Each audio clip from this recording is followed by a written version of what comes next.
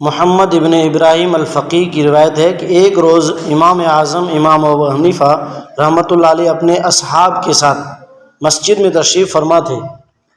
اتنے میں آپ کے ہاں سے ایک شخص کا گزر ہوا۔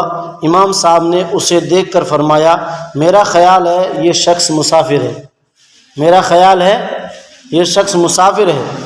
کچھ دیر کے بعد پھر ارشاد فرمایا، میرا خیال ہے کہ اس شخص کی آستین میں کوئی میٹھی چیز بھی ہے۔ پھر کچھ دیر کے بعد فرمایا، میرا خیال ہے یہ شخص چھوٹے بچوں کا استاد ہے۔ حاضرین میں سے ابو حنیفہ رحمۃ اللہ علیہ کا کوئی شاگرد اٹھا تاکہ اس شخص کے بارے میں یقینی اور قطعی معلومات حاصل کی جا سکے۔ جب تحقیق کی تو معلوم ہوا کہ واقع وہ شخص مسافر ہے، اس کی آستین میں کشمش ہے، واقعتاً اس کا کام بچوں کو پڑھانا ہے۔ حاضرین نے امام ابو حنیفہ سے پوچھا، آپ کو اس کی مسافرت کیسے معلوم ہوئی؟